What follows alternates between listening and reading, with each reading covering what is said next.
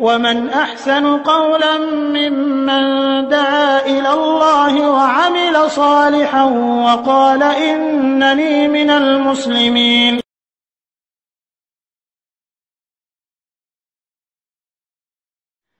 আরেকবার প্রশ্ন করেছেন যে কবরের উপরে তৈরি হয়ে ওঠা গাছের ফল খাওয়া যাবে কি? অনুভাবে গাছের কাঠকে বাড়িঘর নির্মাণের কাজে লাগানো যাবে কি? বিষয়টি ব্যাখ্যা সাপেক্ষ। যে ফল খাওয়া যাবে, অসুবিধা নেই, ইনশাআল্লাহ ফল খেতে পারে, কোনো ব্যাপার নয়। এটা বলা যেতে পারে এটা জনগণের হক, যদি ওটা কবরস্থানটা অফ করা হয়ে থাকে এবং সেখানে যদি এভাবে গজায়, এভাবে ফলের বৃক্ষ গজিয়ে থাকে, তাহলে এই ফলগুলি পাবলিক খেতে পারে।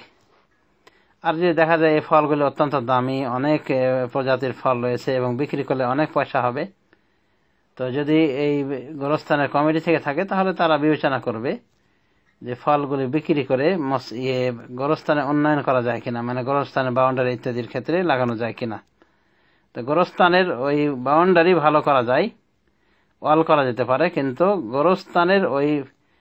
গোরস্থানের মাঝে যে কবরগুলি রয়েছে ওই কবরগুলিতে ওয়াল করা যাবে না, ও কবরগুলিকে পাকা করা যাবে না, কিন্তু বাউন্ডারি করা যাবে গোটা গোরস্থানকে।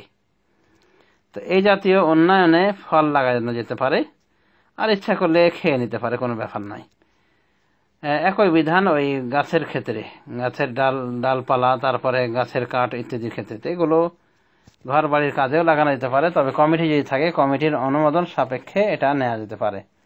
আর যদি দেখা যায় যে গাছগুলি অনেক দামি দামি, তাহলে এই গাছকে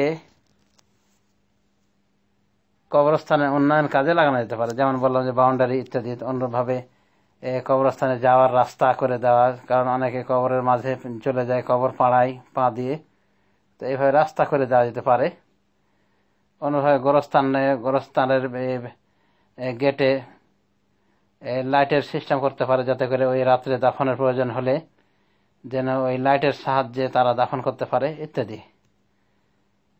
তো এক কথায় কবরস্থানের উন্নয়নমূলক কাজে বৃক্ষগুলি লাগানো যেতে পারে, কবরস্থানে যে গাছগুলি রয়েছে। আবার ইচ্ছা করলে জনগণ ওটাকে ব্যবহার করতে পারে, তবে ওই গোরস্থানের কমিটি যদি থেকে থাকে কমিটির অনুমতি সাপেক্ষে এটা হওয়া উচিত। এক কথায় গাছের ফল খাওয়া তো দোষ নাই, গাছগুলিকে বাড়িঘরের কাজে ব্যবহার করা তো কোনো দোষ নেই, তবে কমিটি থাকলে কমিটির অনুমতি সাপেক্ষে হওয়াটা উচিত। এছাড়া এরকম বলা যাবে না যে যেহেতু ওটা ওই গোরস্থানে হয়েছে অতএব এই বৃক্ষের ফল খাওয়া যাবে না বা এই বৃক্ষ দ্বারা কোনো উপকৃত হওয়া যাবে না, এমন কথা নয়। বরং বৃক্ষের ফল খাওয়া যাবে, গাছের ফল খাওয়া যাবে, অন্যভাবে গাছকে কাঠের কাজ ইত্যাদির কাজে লাগানো যাবে, ঘরবাড়ি নির্মাণ কাজে। তবে যদি মোটা অ্যামাউন্ট আসে এই গাছ থেকে, ফল থেকে, তাহলে খেয়াল করা উচিত ওই গোরস্থানের উন্নয়নমূলক কোনো কাজ আছে কিনা, উন্নয়নমূলক কাজে লাগানো যেতে পারে। যেমন বললাম যে বাউন্ডারি দেওয়া উচিত, যাতে করে কবরকে ওই গরু বাছুরিতে না পাড়ায়। অনুভাবে গোরস্থানের মাঝ পথ দিয়ে রাস্তা করে দেওয়া ভালোভাবে, যাতে করে কবর পাড়িয়ে মানুষ না যায়। তো এক কথায় গোরস্থানের উন্নয়নমূলক কাজেও লাগাতে পারে কমিটি ইচ্ছা করলে, তবে অকাট্য কোনো প্রমাণ নাই যে এই বৃক্ষের ফল খাওয়া যাবে না বা গাছ দিয়ে উপকৃত হওয়া যাবে না, বরং ফলও খাওয়া যাবে, গাছ দ্বারা উপকৃত হওয়া যাবে বাড়িঘর